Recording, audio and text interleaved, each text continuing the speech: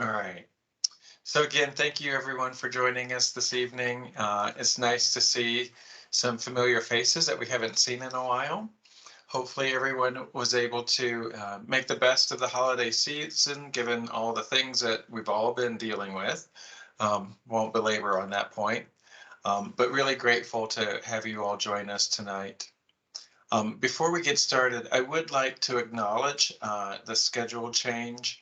Um, when we started this process way back in October of 2019, no one could have anticipated there would be a global pandemic and many other things that have impacted our schedule. Um, and mostly giving us really just more time to work with you all and get the guidance needed for this very important process. So as a result of that, there have been some unavoidable conflicts with the schedule that we had all sort of arranged going into 2022. So for those of you who are able or have been able to modify your schedules, we greatly appreciate that and recognize that you all have things you need to do and demands on your time. So really appreciate your flexibility and willingness to make adjustments as needed. Recognizing that some folks are not quite able to make adjustments, at least in the short term, we will be recording these sessions and making them available for anyone who would like to understand what took place in the meeting, and making sure that we make this information available to all that have been involved in this process. And I'll get to this towards the end of the presentation, but we are entering into a very exciting and critical point in the planning process. And to make sure that we are doing everything within our power to make sure that we reach as many people as we possibly can. I will be sort of sharing with you all the variety of ways that we are creating for individuals and groups to meet with us, to learn more about this planning process, if this happens to be news to them or if they've been unable to participate in a consistent manner. We really do want to make sure that this information and the process as we move forward is accessible to as many people as we can possibly make it accessible to, in a variety of different ways that we can look to accommodate that. So I'll get to that in a second. But I'm going to go ahead and advance the slide so you can kind of get a sense um, of our agenda for the evening. A couple of other good announcements to make. Because we have been at this for some time now, I am really happy to share with you that every member of this team, that would be Valerie, Becca, who's also with us this evening, and Sung, who you all have seen, over the course of the last couple of months, everyone has managed to get a promotion. So thought it would be great to start in our meeting in our year off by celebrating those really exciting milestones with our staff. Becca, Sung, and Valerie have worked tirelessly on this project, and to see them advance in their careers is just really, really exciting. As a result, we may not see very much of Sung moving forward because he is migrating over to another neighborhood planning initiative project area, the near Northwest. So he may pop in here and there, but he is migrating off of this project to go and be the project manager for near Northwest. So that's another exciting announcement I wanted to make sure to share with everyone. He is not with us this evening. He's taking some personal time. His family has expanded by one, so he's taking some well-deserved leave to be at home with his wife and newborn. So wanted to just kind of get things started with those announcements. We are going to, in a moment, hear from Jillian Cusack. I believe is the right pronunciation of your last name, and correct me if I got that wrong. I've only been looking at your first name in my email exchanges with you over the last few months. But we are going to have a portion of tonight's meeting shared with Colorado Jobs with Justice. And I will let Jillian explain more about that here in just a second. And then we will conclude this evening by having an update on where we are with the West Area Plan draft. I would like to share with you sort of the framework and outline of the plan's current content. We are still working through a pretty significant modification to the plan to incorporate the expanding housing affordability project, which is a citywide project. For those of you who have been sort of with us over the last few months, may recall that we had Annalise Hoke from our department come and give a presentation a few months ago.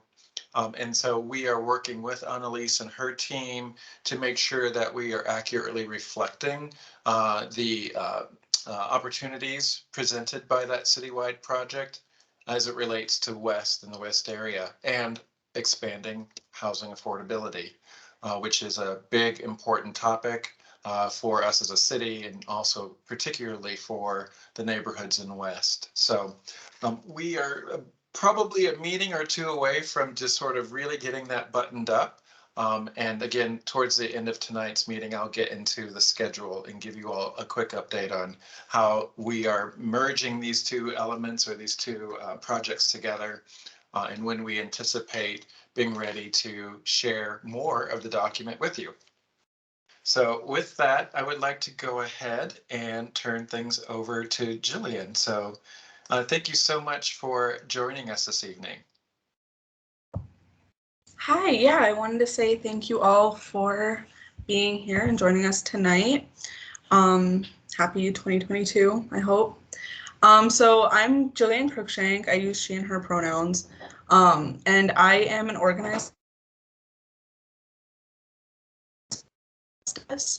And over the course of like the last quarter of 2021, we conducted like a West Denver community survey where we were pretty intentional about like the communities that we were trying to engage with because we really wanted to be a part of this process and collect some of the community stories and voices so that ideally we can facilitate them into spaces like this. So Colorado Jobs with Justice, we've been around for about 25 years, and we're one of 40 of the oldest chapters of Jobs with Justice in the country. So we are like a formal coalition of labor, community, faith, student, and youth organizations. And we all come together to advance workers' rights, with our focus being social justice through building sustained relationships and also taking direct action to create concrete changes in the lives of working families.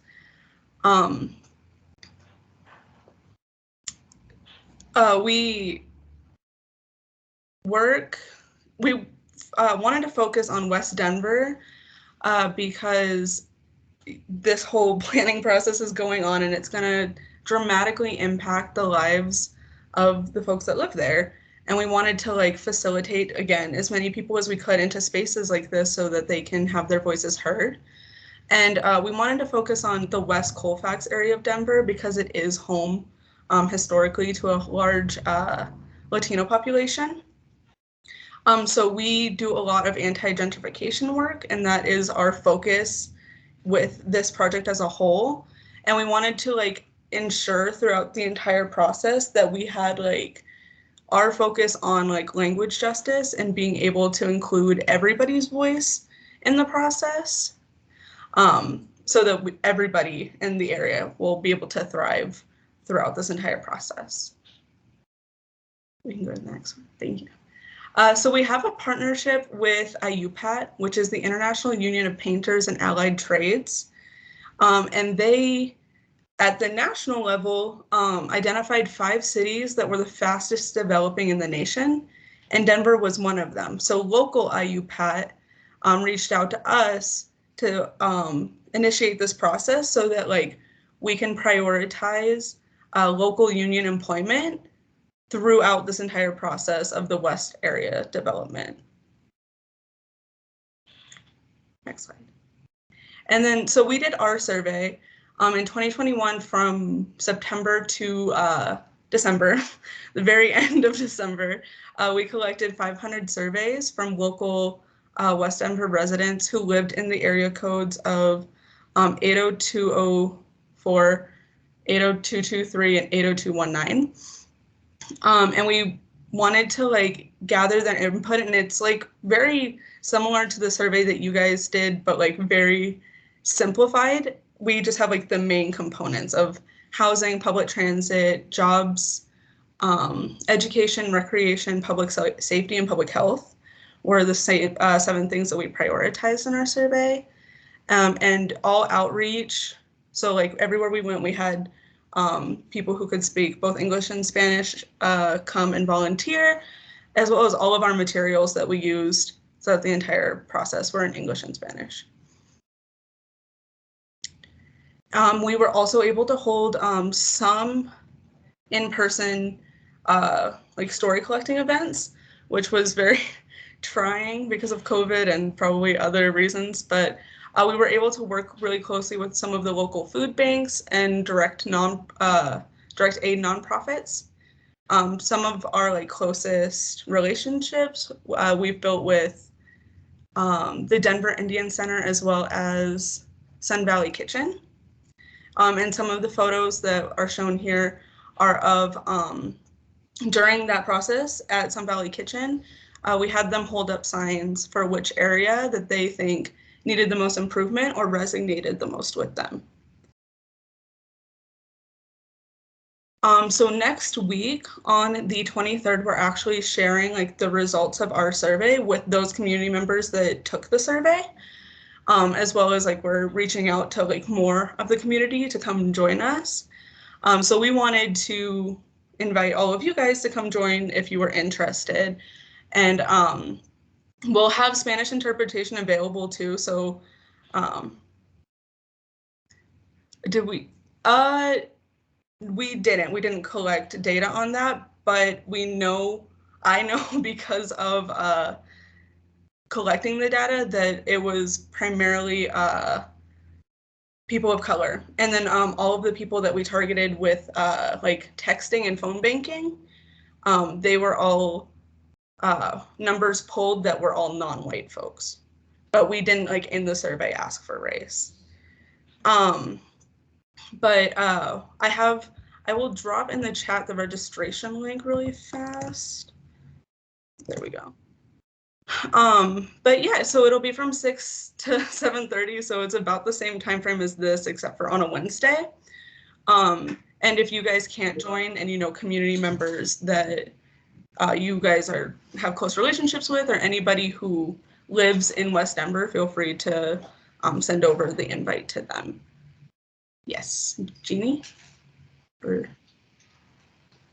there's so many. Yes, and we also have a question slide, so we're good. Yeah, we're there. I'm sorry, I can never figure out how to do the chat in Teams. But is there any possibility that you'll be recording that? Because we have a community meeting that's going on for the Climate Action Rapid Assessment Fund, and that's pretty much community-wide here in Sun Valley. So we certainly don't want to miss out, and we'll try to send at least one representative, but mostly we're kind of doing this work. It's been planned for a while now, but we don't want to miss out on the work that you've already done in our community, and we want to join with you. Yeah, of course. It will be recorded, and I will be able to share that. If you wanted to like drop your email in the chat or something, I'll be able to share that with you afterwards. And we're also at like, because of the amount of folks that we did talk to who don't have access to like reliable like internet sources and things like that, or even like telephones. So we will be reaching out and trying to do another push like in the community, like in person. That is just more challenging because of COVID restrictions at the time. And in the chat, you asked then how, so I mean, we're going to be doing follow-up conversations with them, like more in-depth talks about like identity and their story. So we'll be able to collect that data that way. but we don't have like the hard data on it, just because it like we were more focused on making sure they lived in the correct zip codes to actually be like a West Denver resident. I hope that answers. And I would love to follow up on that, just because I was able to participate as a volunteer at one of your amazing events that you held in Sun Valley not too long ago. And just to follow up with Kathy's question, when I was able to participate in that, we talked to, I think, about 40 to 50 residents from not just Sun Valley, but Barnum and Barnum West, some people from Westwood. And while maybe we didn't ask the question around what is your race and what do you identify with, because we wanted it to be a little bit more friendly and informal and like just kind of get to know people and ask them what was important to them in their neighborhood, what did they love. And through those conversations kind of found some background, some family, some prioritization around culture and diversity. So hopefully that kind of gives a little bit more transparency on how those conversations were going, but I'm sure the data will be collected. Yeah, thank you so much for that. Yeah, once we're in that phase where like, because we're going to continue to talk to all of these people and ideally talk to them to the point where we have a stronger relationship with them so that I can join them in some of these spaces, some of the spaces that Eugene is going to talk about later on, and like really getting them into this space, even if that means like maybe bringing in like interpretation or things like that. And someone has their hand raised, but I can't see their name. Yvonne Lopez. Good evening, Yvonne. If you want to unmute and go ahead and share.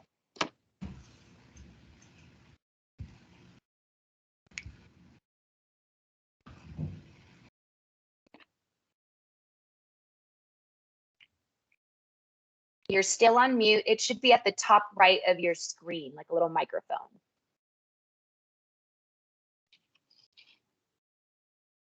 Or maybe I can unmute you. Hang on. Oh, you unmuted. Okay. Hi, I'm Yvonne Lopez. I support the Valverde neighborhood, supporting my daughter Adriana Lopez, and yeah, just happy to be a part of the conversation. Thank you. Am I supposed to give an update or what? I'm sorry I'm late. I just came from the Renaissance and meet and greet, and so that was really nice. Thank you for joining us, Yvonne. It's always great to have you and your participation. If we have time, if there's an update that you'd like to give on behalf of Valverde, we'd love to, of course, have it. Right now, we were just hearing from Jillian and the Colorado Jobs with Justice and the work that they've been doing and sharing how it fits really nicely with the work that we've been doing as a part of the neighborhood planning process. For those who may not know or may not recall, Councilmember Torres introduced us to each other about a year or so ago.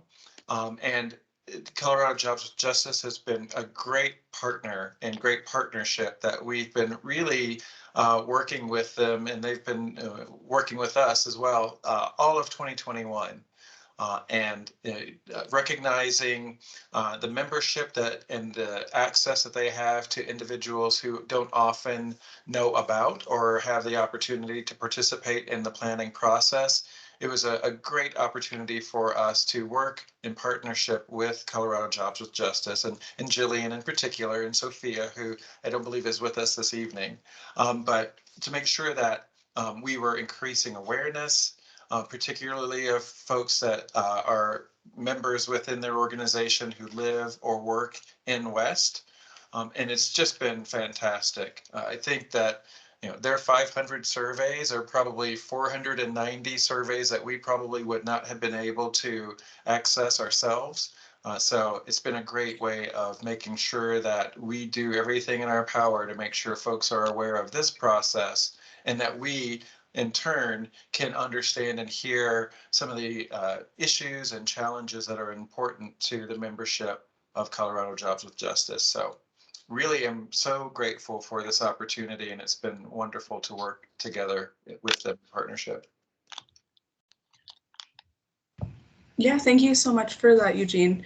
If there's any other questions, I can also drop my email in the chat, and anybody can feel free to reach out and message me directly, or if you just want to know more information about the event that's going on next week. I have all the time in the world to talk about it. So.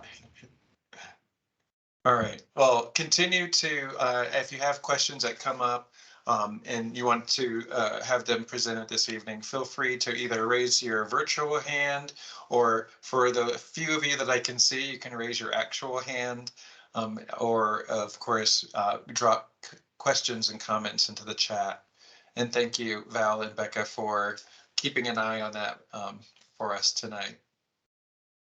So I'm going to go ahead and move on, if that's all right. And I just wanted to give everyone an update on where we are with the West Plan draft, and then have at least some space and time to talk about ways that we can continue to work with your guidance and suggestions as we look to share this work more broadly. So we thought we'd share a little bit about the content and the organizational structure of the draft. So if you have not seen a neighborhood plan under the Neighborhood Planning Initiative before, we've got a slightly modified approach to how we've done planning in the past.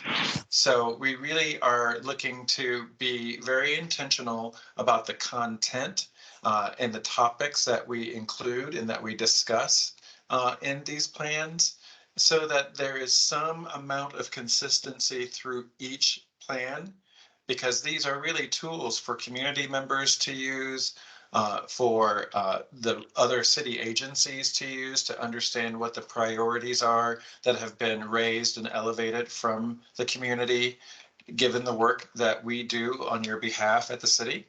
And it's also a tool that the private sector can use to understand what the priorities are and where the community feels certain projects are best suited, which we'll talk a little bit about this evening. So I'm not going to read all of this to you, but I will kind of hit the highlights for those of you who might be on smaller screens. So we'll do an introduction. Every plan, we like to introduce the plan to those who are, again, not familiar with this kind of work. We'll get into an overview of the area, discuss how the planning process works under the Neighborhood Planning Initiative program. We'll provide a little bit of context of the area and the work, again, that we are looking to do. We will then have a brief section on how the plan can be used. We'll have a brief executive summary, which looks to sort of just consolidate the content. But then we really start out and close out the introduction, highlighting many of the things that you all have brought to our attention. So for example, discussing how the citywide sort of priorities around equity and access to opportunity, how we imagine that is reflected in the work for West, and ways that we think that there are opportunities to improve access to opportunity. We'll talk about how we think the strategies that the city is leveraging, as well as within this document, will help to reduce involuntary displacement and vulnerability to displacement. And then close out the introduction by opportunities to expand housing and affordable housing and access to jobs within our 6 neighborhoods. Then moving into the next key section of the document are our area-wide recommendations. So we try to consolidate the content so that you have a sense of where to go to find what information. So the recommendations that apply broadly across all 6 neighborhoods, we have put into this area-wide recommendation chapter. So many of the things that you all have discussed related to land use and sort of the built environment, you can find big picture overarching recommendations and strategies within this section. We go into explaining a bit about the neighborhood contexts, where certain activities are currently taking place within the neighborhoods, how we imagine areas within the 6 neighborhoods, what they might look and feel like in the context of Blueprint Denver and Blueprint Denver's place types, was just another way for us to sort of generally categorize the city by when development occurred, the types of development that we would expect to find based off of when places were developed and built, some of the infrastructure that it corresponds to different decades as Denver has grown and evolved. And so for us in the city, we try to categorize things to try to make sense of things. And so we go into talking about these place types. Hi, Eugene. Hi. What's talking about? I can't see who that is. So we talk about places and place types. We'll talk about some of the opportunities that are, again, citywide in nature. I don't think it means for us to hear All right. I'm not sure who might be joining us. So you have, I can't remember. I know you've got several sisters, but I couldn't remember. Oh, None of them live right here in Denver. hold on one second. I will be right back. I think I know where that's coming from. Yeah, that's what I was thinking. Okay, Give me so 2 seconds.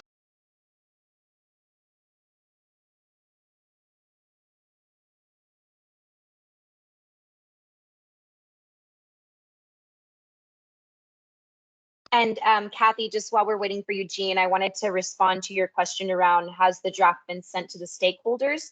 It has not been sent to our stakeholders yet.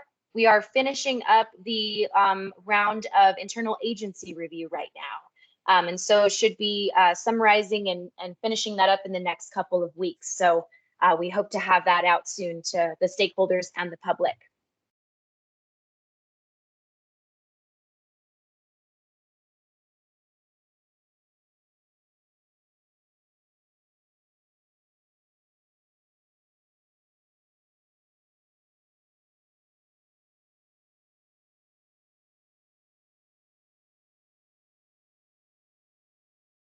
Okay, I Eugene, think I'm back. okay, there you are.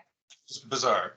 So anyway, keeping going. So we will talk about opportunity areas that we've heard from you for future development, growth, opportunities for public space, looking for opportunities to strengthen safety and security, make new connections, strengthen the existing connections as it relates to mobility and our different travel networks that exist.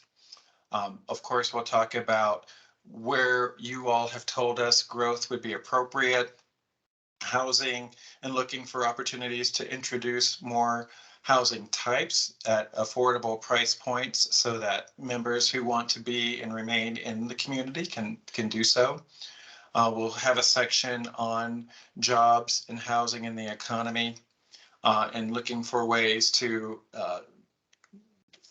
provide opportunities for folks who live in the area to work in the area as well, and looking for opportunities to help support our existing small businesses so that they can continue to serve the needs of the community while also perhaps making investments in themselves for the long term.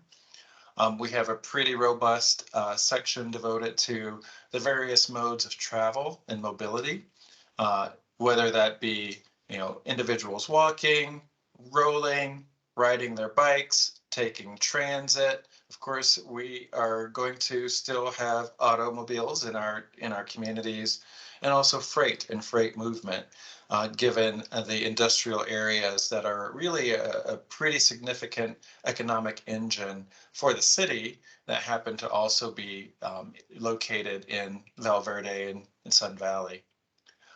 We have another pretty robust section related to the larger umbrella of quality of life. So that's where you'll find content related to food security, the parks and open spaces, the trail systems, lighting, safety, security, looking for opportunities to support and celebrate community culture and the arts that exist in West, and even a section on animal protection and the different programs that are available to pet owners.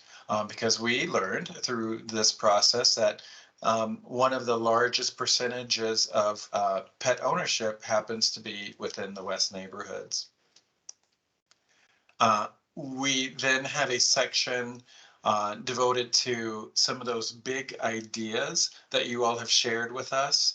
And we wanted to look for a way to convey these really high level, big ideas, big thinking through examples of project types. So we have talked a good bit about how to enhance the transit system and services in West, anticipating a future where the main corridors may have bus rapid transit, and how we can lay the groundwork and foundation for those investments to be made and therefore be successful when those transformational projects occur related to transit. We've heard a great deal of love and support for your greenways and your river and the gulch system. And so we are looking at ways to celebrate and hold up the greenway and river restoration as a transformative project for the area. We've heard a lot about enhancing major crossings. The one that comes to mind is looking at how we can help folks get across 6th Avenue, whether that be a bike and pedestrian bridge somewhere around the Tennyson area, or the bigger idea of a cap and cover that Kathy has mentioned to us. So some of those major crossing big ideas to continue to look for ways to connect and cross those rather significant barriers.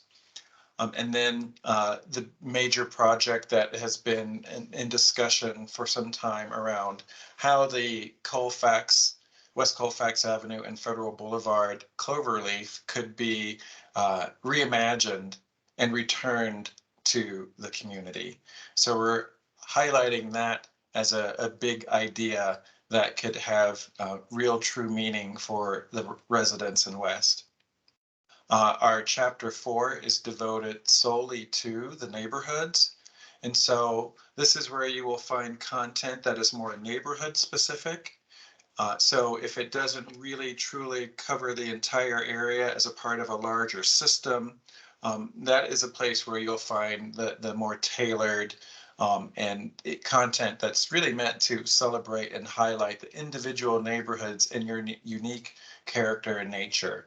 So for example, one of the big ideas that is at that neighborhood scale, that neighborhood level, is this idea of really supporting the small businesses that exist along First and Knox, which we have affectionately called and have been calling for some time now, the downtown Barnum. A neighborhood scale, walkable area. You've already got really great businesses there. So how can we, through our responsibility with public dollars and thinking about the public realm, the public right of way, the streets, the sidewalks, and highlight and elevate the desires to have this walkable community and destination where folks can come and enjoy their slice of pizza or grab some ice cream, maybe get a haircut, and have it be in a location that really truly celebrates Barnum and Barnum West, but is accessible by all of the neighborhoods that surround this downtown Barnum idea. So those are the types of ideas that you will find more geared toward the neighborhood level or the neighborhood focus. And then finally, we're still working on the details of the implementation strategies around how we move these ideas from being ideas to actually existing. Right now, as many of our plans are currently doing, we look at the short term, the more immediate opportunities, which could be anywhere from like 1 to 3 years. Then we look at a medium term, which is like that 3 to 6, 7 year time frame. And those are projects that might need further evaluation, further study. Perhaps we need to pursue other partnerships or go after funding sources, whether they be local to Denver, more regional. So working with the Denver Council of Dr. Cog, Denver Regional Council of Governments, or the state for any funding opportunities that might exist at the state level, and of course, federal programs. We're pretty excited, as many cities and states are across the country, understanding what we may anticipate coming out of the infrastructure bill as it relates to addressing some of our high priority needs, like repairing sidewalks, filling sidewalk gaps, things of that nature. And so the implementation chapter is usually what we save to the very end to make sure that the rest of the plan has gone through both internal review, agency reviews, of course, reviews with the public. And then once we feel that we've got a pretty solid plan in those previous 4 chapters, then we really kind of focus in on filling out and sort of completing plan implementation. So before I move on, all I want to do is just take a pause and see if there are any questions. And we will be going into a few of these sections in a bit more detail, just to kind of give you a sense and a flavor of how the document is constructed. But I wanted just to take a quick pause and see if there are questions.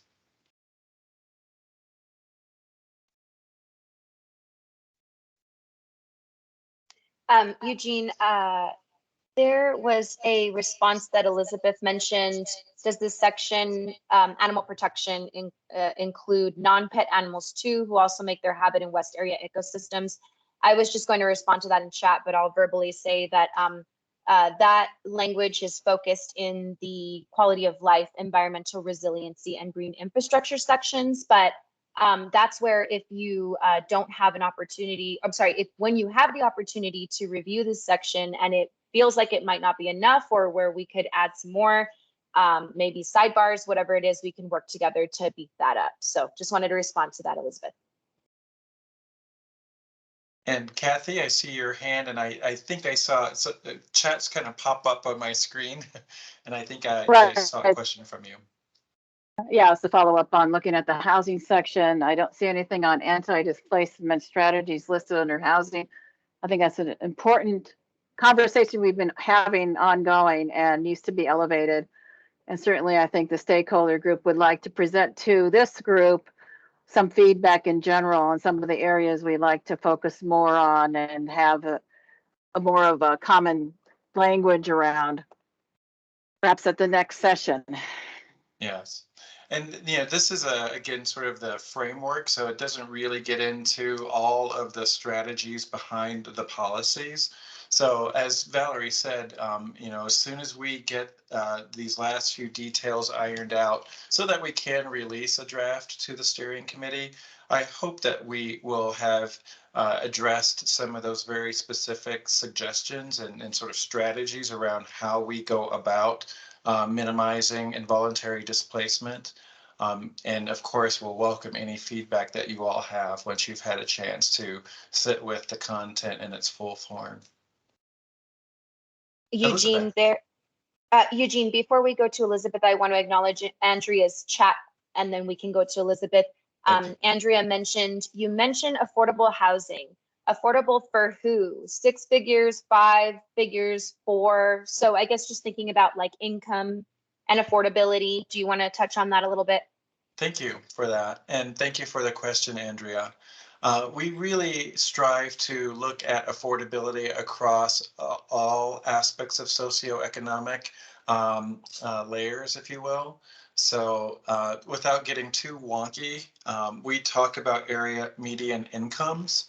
And for a family of 4, the area median income, and I'm pulling this off of memory, so it may not be exactly 100% right, but I believe the most recent figures from 2021 were in that $65,000 a year annual income for a family of four.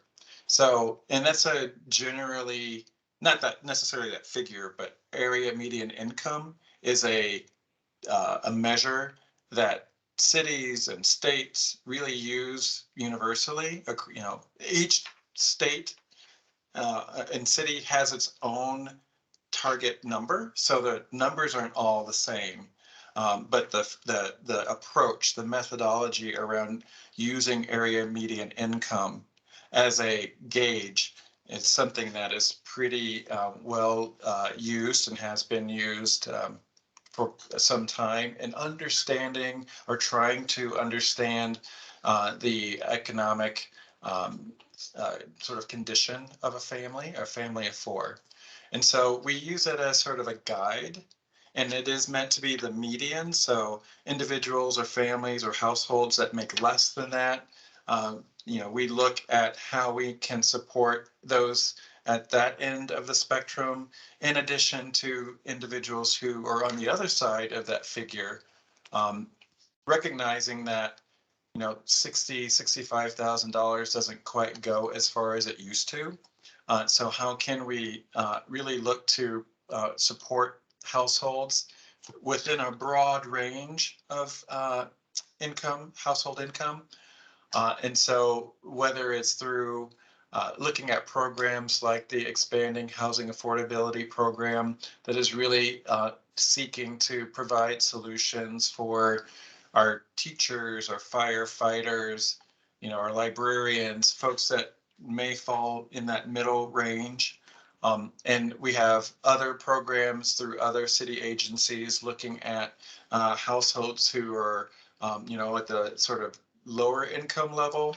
And then, of course, those who are on the other side can, you know, are managing pretty well. But we really want to make sure that as we look at housing in particular, that we are doing what we can within our power to support and promote and encourage a variety of household types, so that if you are looking to buy your first home, maybe it's not a freestanding home, maybe you're a single person or a couple, and getting into a townhome is a good place for you to start that process of income generation and wealth building, so that you can then maybe in a few years move into maybe a larger structure if that's your preference, or into that single family home. So we're really have been looking at the barriers to affordable housing really across the city, but for us in West, our 6 neighborhoods, and looking for ways that we might go about removing those barriers so that housing is an option and is more attainable to more people than it is currently today. Elizabeth, would you like to go next? And then we've got a couple more chats that we probably want to acknowledge in the chat here. Oh, you're on mute.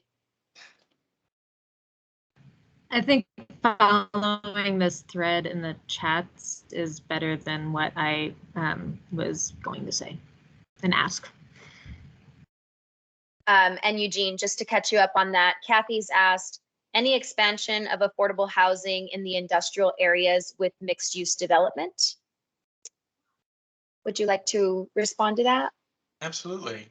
So right now in existing zoning, and we continue to carry this thinking and concept forward, we have between the, I don't know which way is which when you guys are looking at my hands, but the area in Sun Valley and Val Verde that are closest to the river, where we find our existing industrial uses. But where, particularly in Val Verde, where there is a transition from the industrial uses to the residential component, sort of more in the center of the Val Verde neighborhood, there's a pretty hard line where those two uses, those two zone districts exist. And so our suggestion, recommendation is to have more of a transition zone to separate the existing industrial more so than it is currently today from the existing residential. But within this band, this sort of transition zone, we would be encouraging and suggesting a variety of different mix of uses. I believe we have a zone district or a future place type of innovation flex. So if you are a jeweler or perhaps, a painter and you would like to have a live work space, that zone would allow for both, living or dwelling as well as small scale work, and have that be an allowed activity together in that zone to try to make for more of a gradual transition. So that's just an example of how we are looking at responding to that existing condition, if you will, and providing opportunities to have more of a gentle mix between those edges than what we currently have today.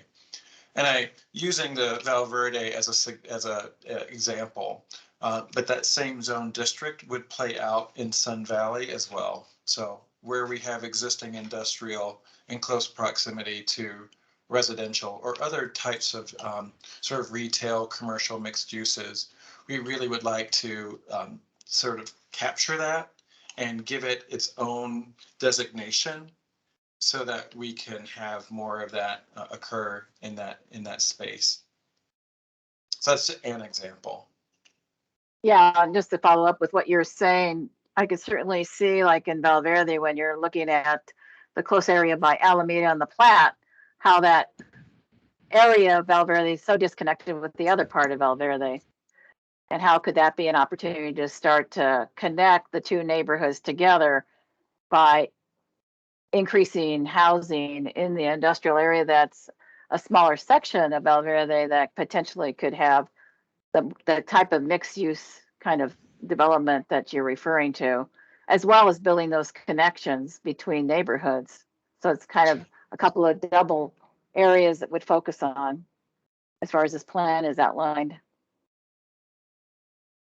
Yeah, we recognize the value in that thinking, and clearly have heard this brought up numerous times in our 2 years of being together. In fact, I think, Kathy, the first time I met you was we were way back meeting in an elementary school room, and you, I think, mentioned something along those lines then. And so we've continued to hold on to those comments and look for opportunities to realize them as recommendations in the plan. All right, I'm going to keep us moving in the interest of time because I would like to leave some time for some more discussion towards the end. And of course, I will PDF and share this presentation to everyone really on our steering committee list, but certainly for those of you who are here this evening, so you can see more of this perhaps up close instead of on your small screens. So just as a quick reminder, we really started looking at West through the foundation established by Blueprint Denver and our Comprehensive Plan 2040, the two most recent citywide plans and that outline goals and strategies and objectives across the entire city. And I won't read these 6 to you. You probably all have seen them and may even have them memorized by now. But we worked with you all early on to understand how do these translate to you in your neighborhoods. And these were the guiding principles developed through our conversations with you. And we've used these and continue to refer back to these as the guiding principles specific to West as it relates to translating those citywide guiding principles. And so when you get the draft of the plan, which I'm hoping we can get to you in the next week or two, we would really love to encourage you to use these guiding principles as sort of a litmus test to help us understand how our recommendations and their associated strategies are responding to these principles or advancing these principles. And really, as we have done over the last few months, we have gone back to these to say, okay, does this recommendation support how West says it can adapt, or where development is appropriate given opportunities that exist, for example, with the cloverleaf and some of the redevelopments that are occurring with our partners at Denver Housing Authority. So we use this list to kind of go back and do a gut check, if you will, and would encourage you all to do, create a similar kind of approach. But this is where we started from, and this is how we were developing the recommendations, going back to your guiding principles as we understood them. Of course, from a citywide perspective, we have to continue looking for opportunities to advance equity. Again, I can't read this graphic, so I'm not expecting you all to, but really that's at the core foundation of our work, really across the city, not just only in planning, but really in every city department. Equity is at the forefront. We heard really clearly from the West residents the importance of understanding the history of our 6 neighborhoods and looking at how we might undo some of the inequities that have transpired over the decades of West, growing and developing and expanding. So this is just a snapshot of a page that speaks to that. But I really wanted to make sure that we did convey to you this evening that this is another lens through which we have done our drafting, and wanting to make sure that we held up how important we heard you say this is. And so those are among the guiding principles that we used and continued to reference as we were developing the recommendations for the draft. Will that framing be at the beginning of the plan? Yes, it's absolutely up front. It's in the introduction, in fact.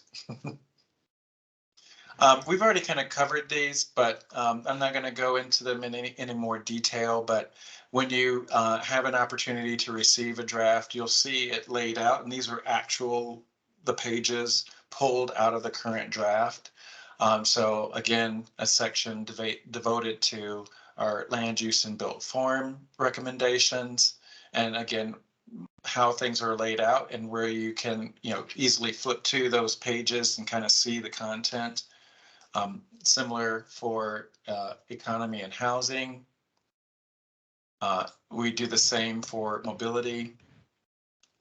And these are literally the pages. So when you see the sort of reddish orange, you'll know that you're in that section. Our quality of life section, aptly, it's green. And the content and the places where you can find specific material there. And then these examples of the types of transformative projects that speak to the needs and aspirations of the community, using examples to help illustrate what those opportunities are. And then again, getting into the neighborhood specific section where you can find information about the individual neighborhoods themselves.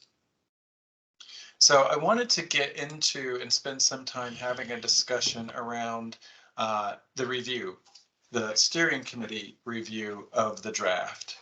I mentioned early on that we needed to take some additional time to understand how the expanding housing affordability citywide project fits within and sort of helps support the West area process. And so we've been working on that and we're really close. We've got just a couple of items to make sure we're solid on, and then we'll be ready to release this draft to the steering committee. So we're here on the 15th. I'm hoping to have conversations over the next 2 to 3 days where I'm hopeful we can have consensus on how to talk about the merging of EHA, the Expanding Housing Affordability Project, and how it relates to recommendations in the West. Assuming that we can iron all of that out and kind of button up the draft and the language contained in it, I would love to get a draft of the plan to the steering committee next week. Our current schedule is looking to release the public version of the draft the last week of February / first week of March. And we would have a pretty active and open 4, perhaps even 6-week public review process. And in the middle of that, we would have our March steering committee meeting on the 15th of March, where we would love to come together with you all and understand kind of what your first takes are on the draft and have like a group discussion around the content that you've had a chance to review by that time. At the same time, we will be, collecting public comments and kind of getting a sense from the general public, their perceptions of the plan, the draft. It's a draft. And we'll be looking for opportunities then to bring what feedback we have heard back to you all, perhaps schedule a work session towards the end of March, early April, for any issues that warrant further discussion with you all as our advisors. So far, a lot of the input that we have received from our internal reviews are more like grammar, wordsmithing. So that's some of the types of things that we're cleaning up right now. But every plan has content that folks would like to either further understand or have maybe ongoing conversations about. And we're looking to make sure that we create opportunities to do that with you, our advisors, either at our next steering committee meeting in March, where we may have received some amount of public input and have a sense of where people are curious for more information. And if we need to have a sort of an off schedule meeting, we could look to arrange something, as I mentioned a moment ago, towards the end of March or early April for that. To give you a sense of how we think currently the schedule could play out, I've got one last slide, and then I am going to stop talking and turn it over for conversation. But this is how we are imagining conducting the public review process and our associated engagement.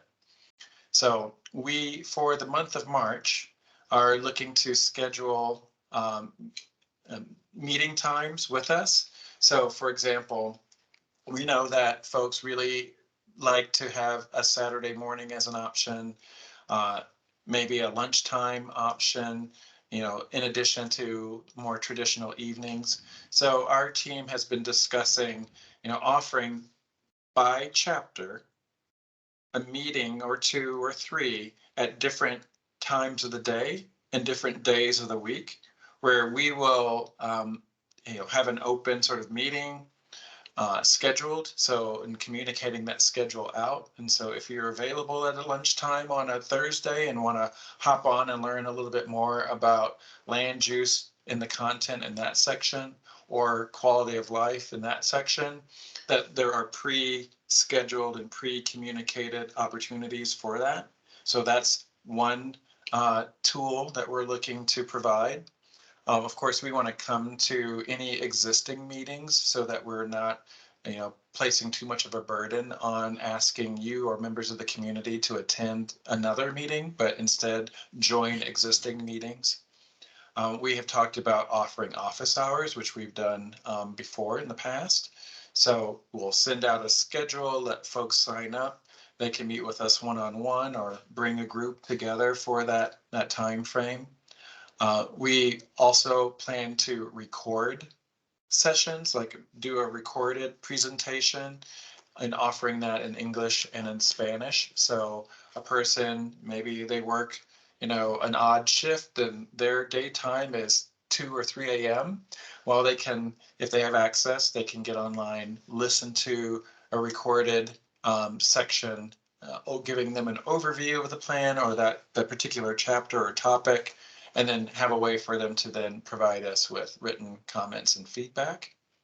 And then finally, our more traditional route of putting the full plan out and then having a feedback or commenting mechanism so that folks who are reviewing it, if they have a comment or a question, they can post that.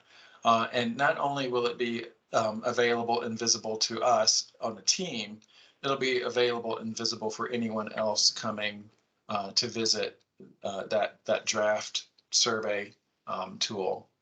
And so those are the ways that we would like to structure outreach and engagement in the month of March.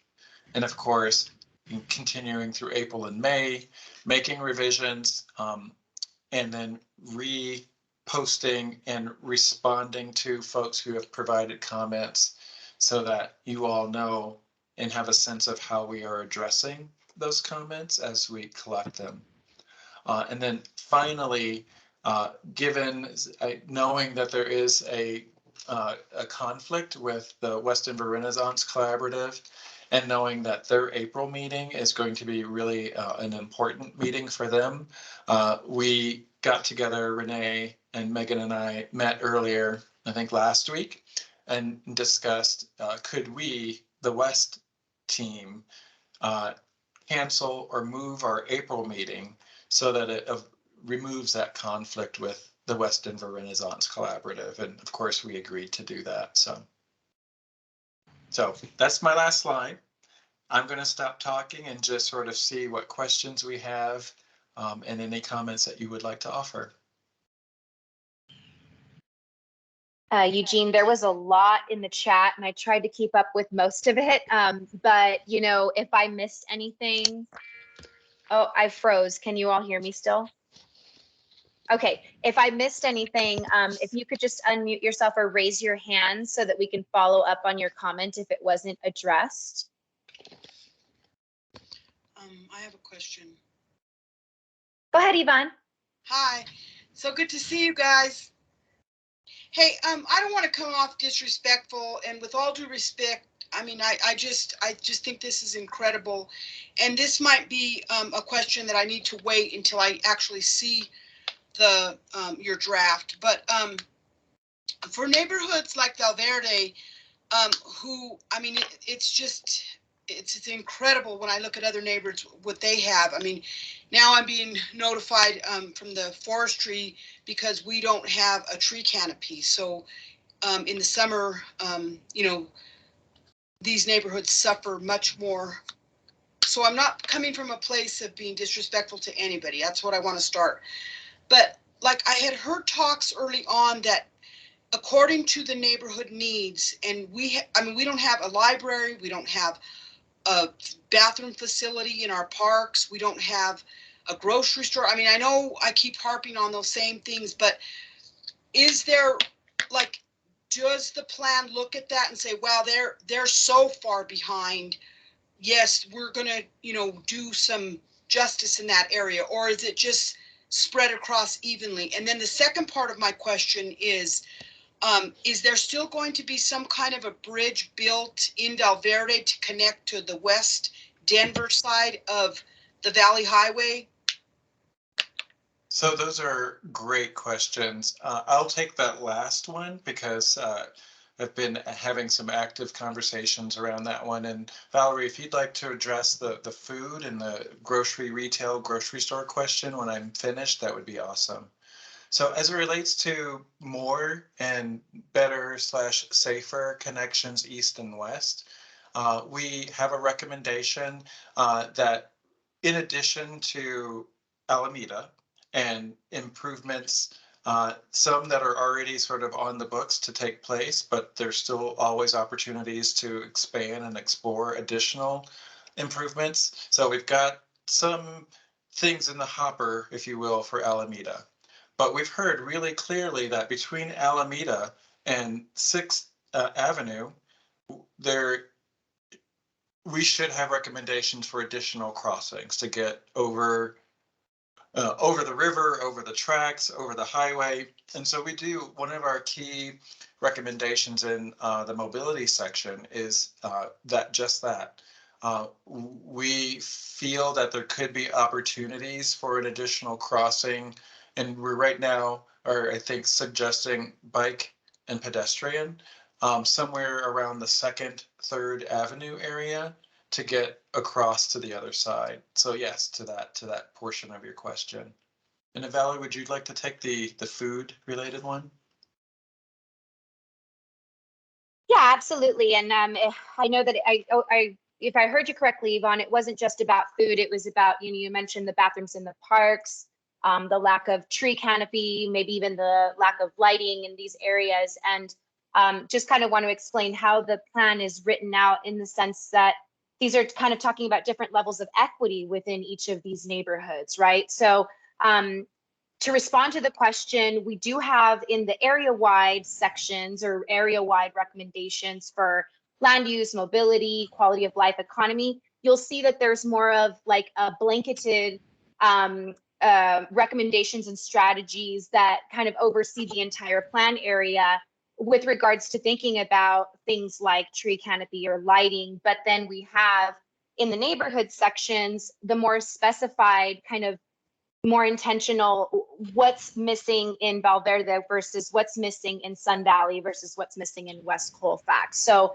thinking about, that Valverde and Sun Valley are directly adjacent to industrial areas, obviously, whereas Barnum and Barnum West have a lot more green, a lot more tree canopy. So there's sort of a difference in equity there. That's kind of how we looked at it in terms of the lens of writing out the plan is we used a lot of the community feedback to understand what were those specific things that stuck out from the feedback we received on what is desired, what's needed, what needs to be, what gaps need to be filled, right? So hopefully that answers the question. And Eugene, if I missed anything or if you want to add anything, please feel free. Yeah, recognizing, as Valerie's already said, and I want to make sure we give space for others. But yeah, the tree canopy is a really important issue for us. Luckily, not only is forestry keen on looking for opportunities to address inequities as it relates to our tree canopy, it's a part of our climate action needs. So our Office of Climate Resiliency, I'm never going to get that name right. OCASR is the acronym, but it's a relatively new agency that's been formed in the last, I think, 3 or 4 years.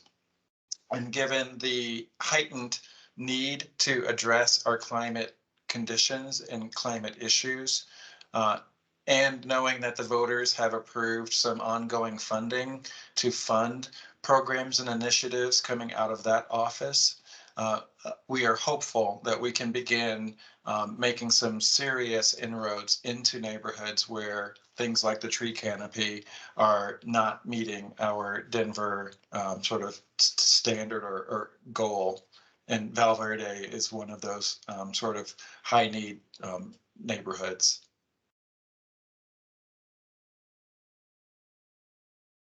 And I would also, sorry, I just wanted to follow up. Eugene and mentioned that to Yvonne that during our internal agency review, our urban forestry team under the Denver Parks and Rec Department actually did provide a ton of comments, and not just in quality of life, but in a lot of the other sections as well, where they want the emphasis of more tree canopy and have shared with us updates on programs and services that we've included in sidebars and things like that. So that's just one example of one division within a department of different internal agencies that we are working with and that have contributed and have hands on the plan. So we're just, again, I know I've said this a billion times, but we're really excited to get this plan in your hands and just making sure that it has a nice, beautiful bow on it before we release it to you all.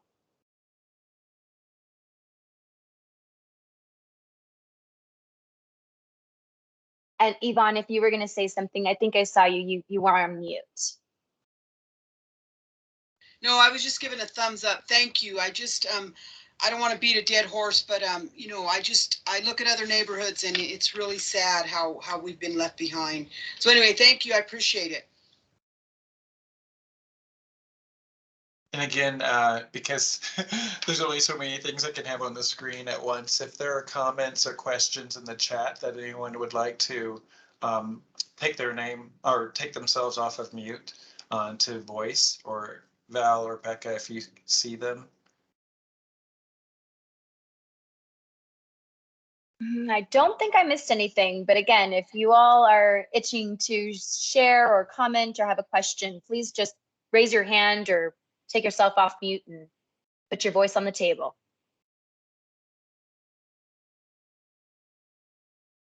Yeah, I saw your comment just pop up, Andrea, about west of Tennyson.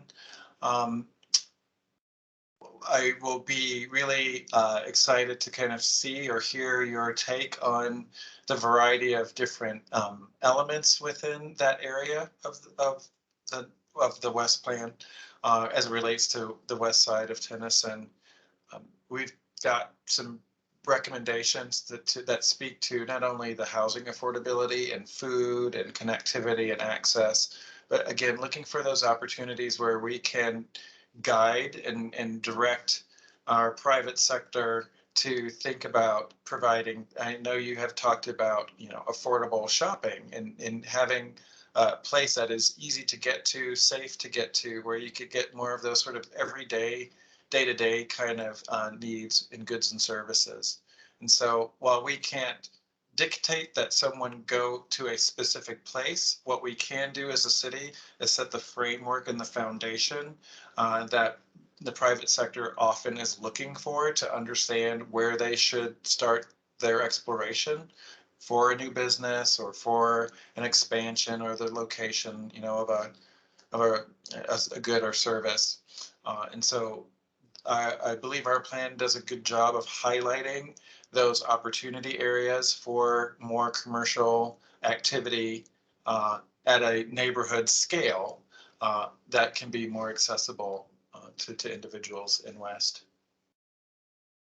Excuse me, can I say something, Eugene? Can you hear me? Yes. Hi, Andrea. Hello, Valerie. How are you?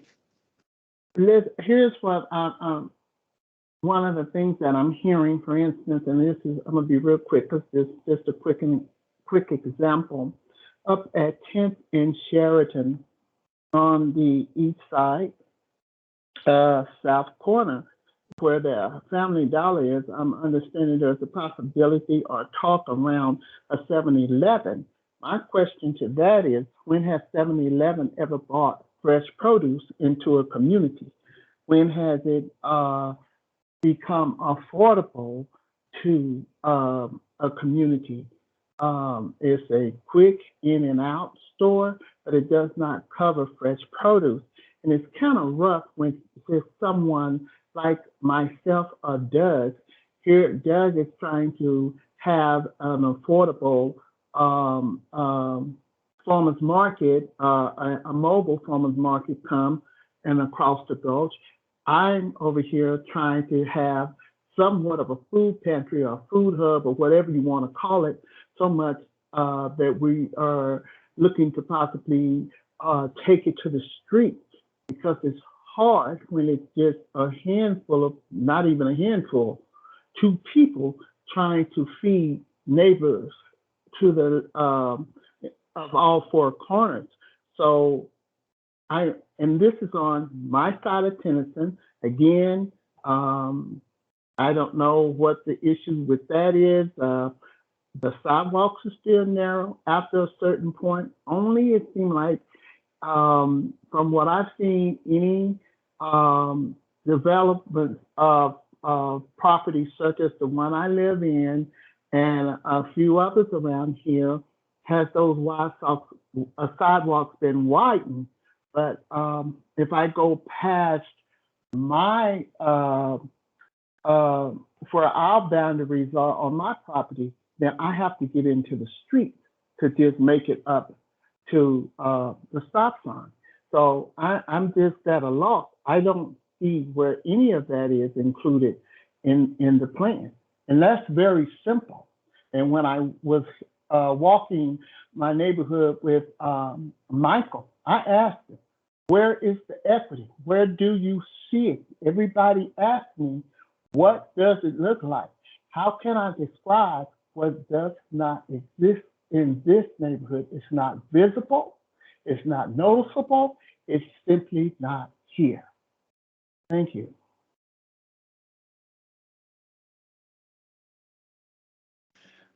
Yeah, thank you for your comments, Andrea. I was having some difficulty hearing, but I know that this is recorded, so I can go back and re-listen to everything that you had to say. But do want to thank you for making your comments shared with us.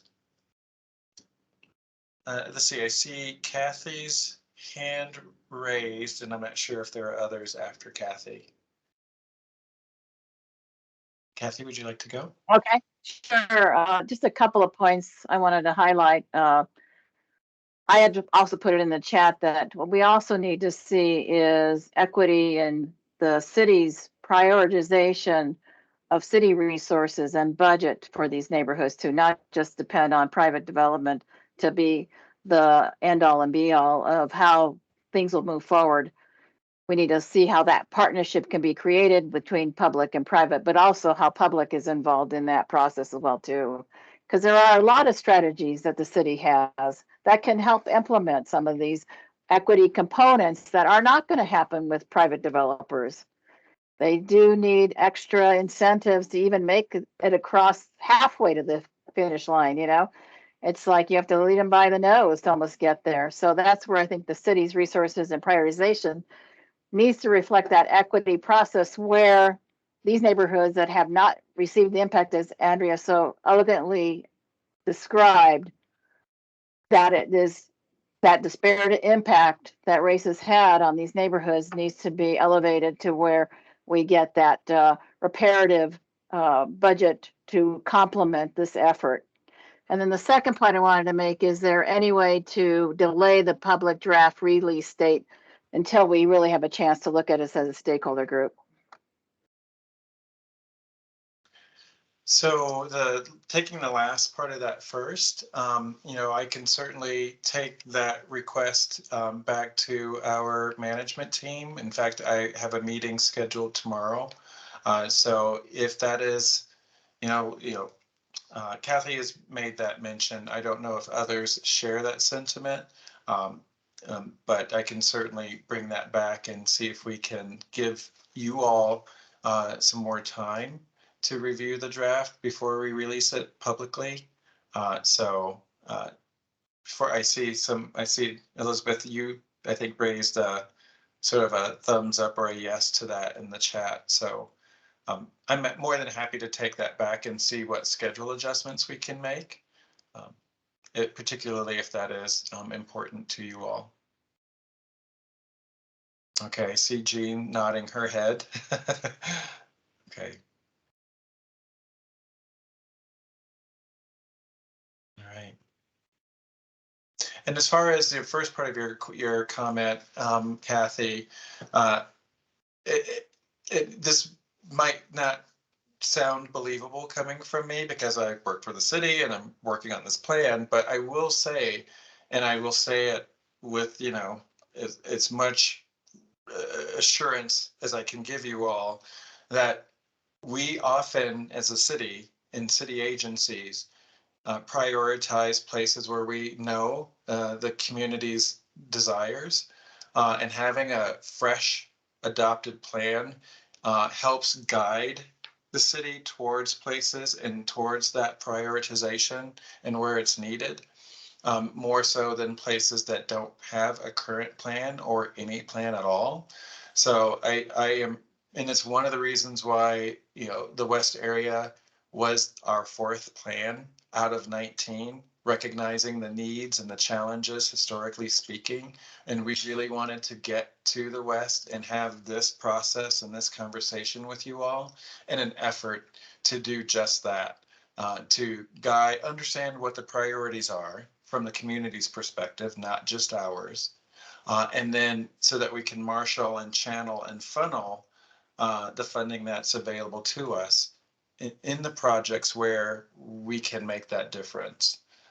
And I will say that even with DOTI, the Department of Transportation and Infrastructure, And their work in this area, coupled with our work and our 2 years of, actually now 3 years of coordinating with that agency, they're already starting projects based off of the input and the feedback coming out of this process. And I'm like, that's great, but give me a second.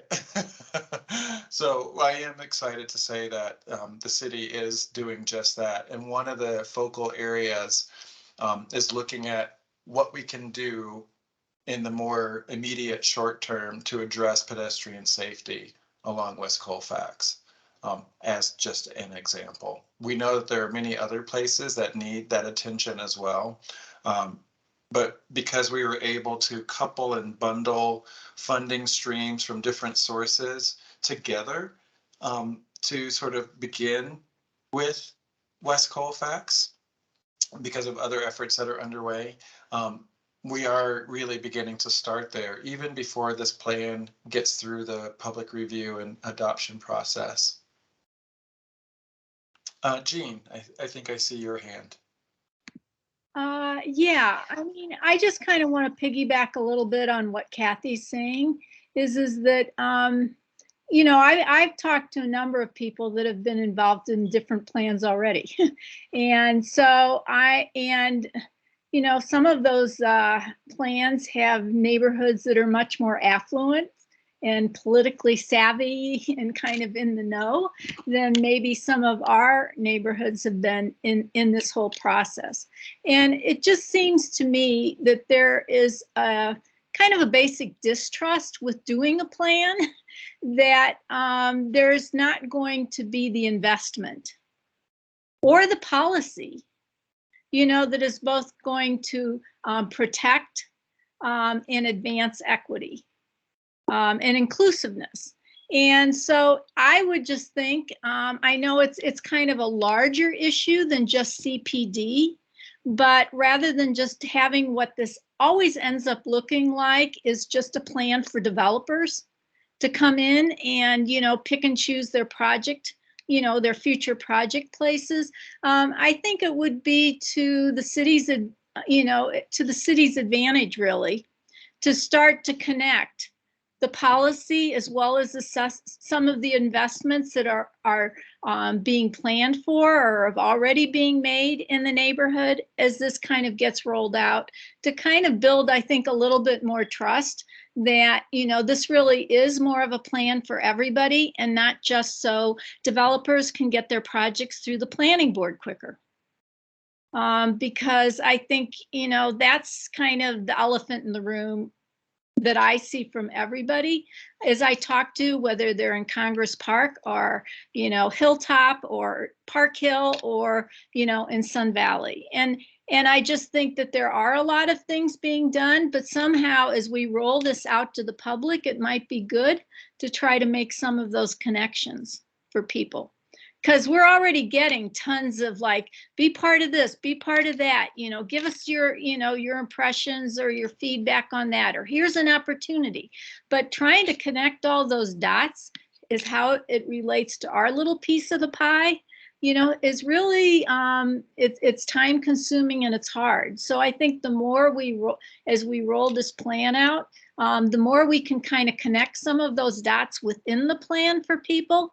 I think that would be helpful, but if it's not appropriate to be doing it in the plan, then at least for the public education piece of it. So Jean, I cannot thank you enough for making that comment, because you're right. That is a common belief of the work that we do, whether it's CPD or other city agencies, is that we have priorities sort of preconceived.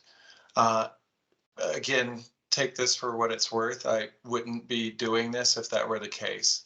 I'm here to work on behalf of the city, because that's my employer, but also on behalf of community.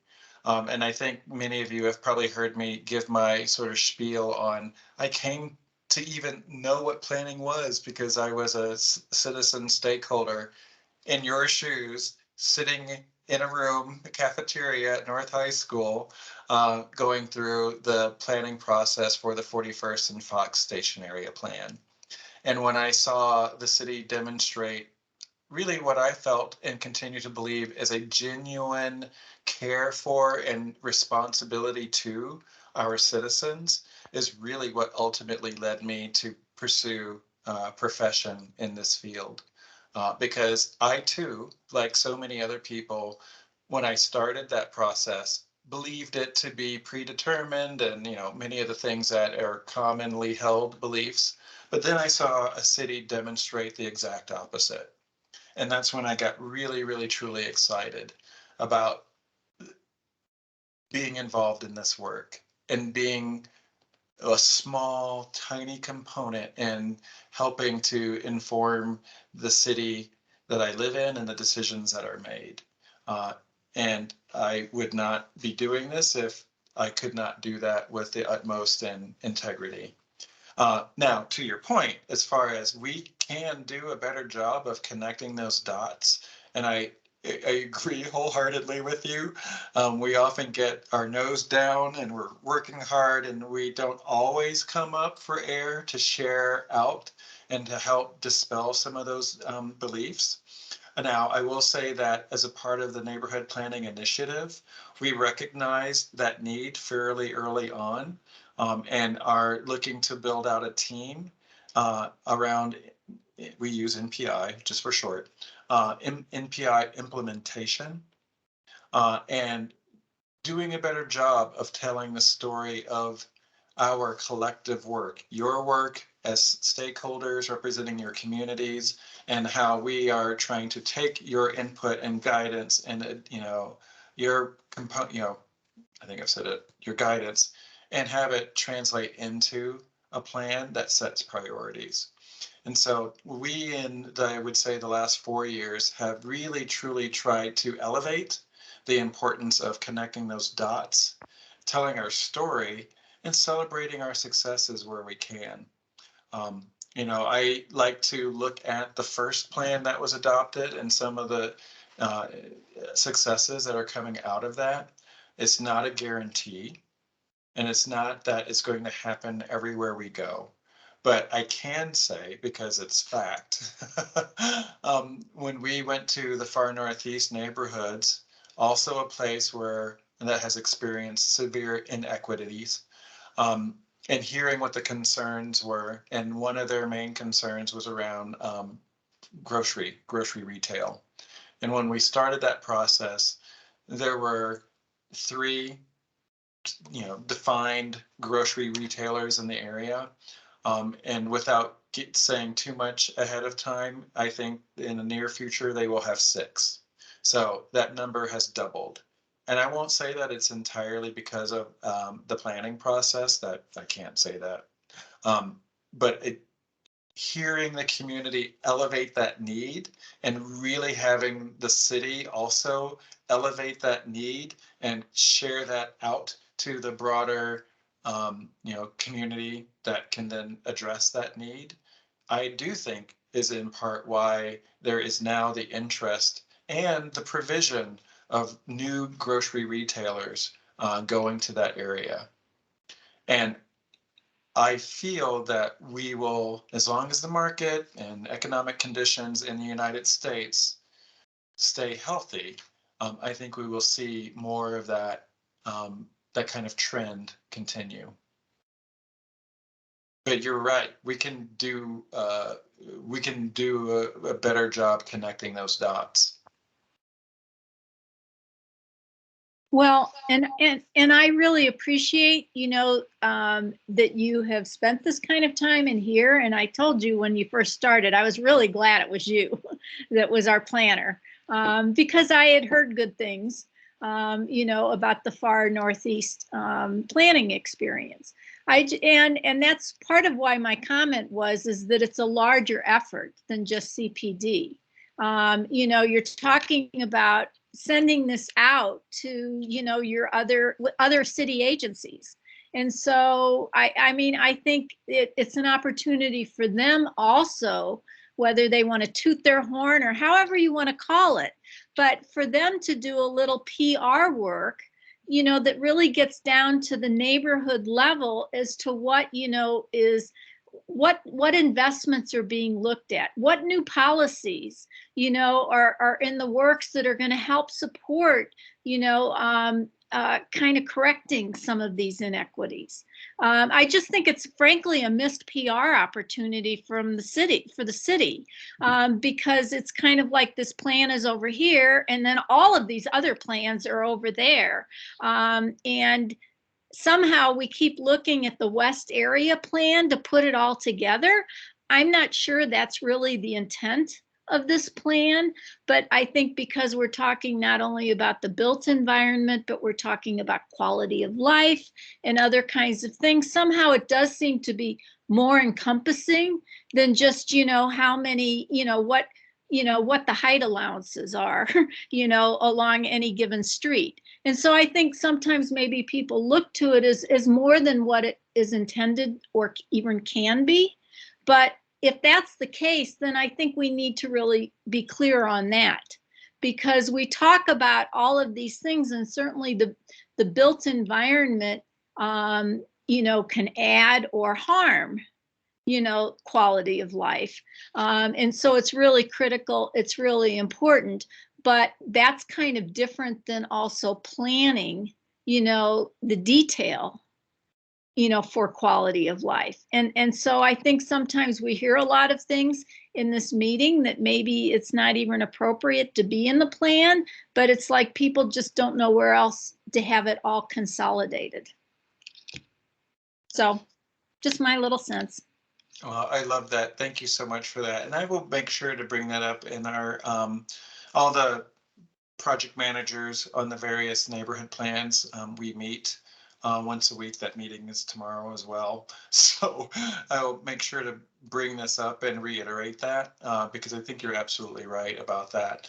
And I just feel so good in that we are trying to elevate these really important topics as a city, and really are trying to unite under common themes like equity and righting the wrongs of past decisions, and just really being more intentional and more collaborative within the city so that we can make meaningful changes in a positive direction. Well, and I have absolutely seen that increase exponentially in the 6 years that I've been with Denver, which only gives me more encouragement and excitement, and honestly, the desire to continue doing this work for the city and for you all.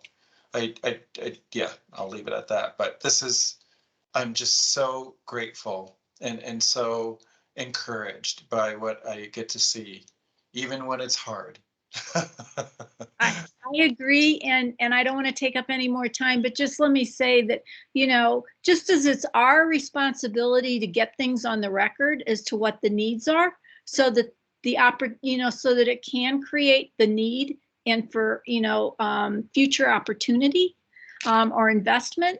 I think, whatever legacy this administration wants to leave, it would be really good, from just even a PR and getting on the record on that standpoint, if neighborhoods really kind of understood whatever, investments, whatever policies, help them understand how it's really impacting their neighborhood, so that as, administrations change, that work can continue to be advocated for and carried forward with the new administration. And I'm glad that, we do have career services so that not everybody has to leave the city, but, we know with the new administration, there are always, changes. Well, thank you so much for those comments. I will absolutely be sure to share them with our CPD management team. I just took a look at the time. I see that we're over by 8 minutes. So I would like to sort of close and out of respect for everyone's time. But before I do so, I just want to see if there were any unanswered questions before we conclude. And everything is being captured and recorded. We're taking notes. So please know that we are listening. Eugene, and I would just add, no questions on my end, just when you have a chance, because I know you're not keeping up with the chat, you should definitely read the last few comments in the chat. I know you'll go through all of them a million times, but read the last part so you feel a little warm and fuzzy. There's a lot of gratitude and acknowledgement there. Oh, well, thank you. I really do mean when I say that I could not do this work if I couldn't do it with integrity, because I care so much about what we do. And I can't read them now because I'll continue to cry. But I'll leave it at that and just thank you all so much. Thank you for understanding our need to change the night, and for your ongoing support for your community, for your neighbors and friends and family members. And I just am so grateful for all of you, and just would like to thank you. If there's anything that we didn't get to that you would like to make sure we get, please email me or Val or Becca, and we'll get to you as quickly as we can. Otherwise, I'd like to thank you all for your time and for your continued dedication. Thank you all. Have a good evening. Thanks. Thank you.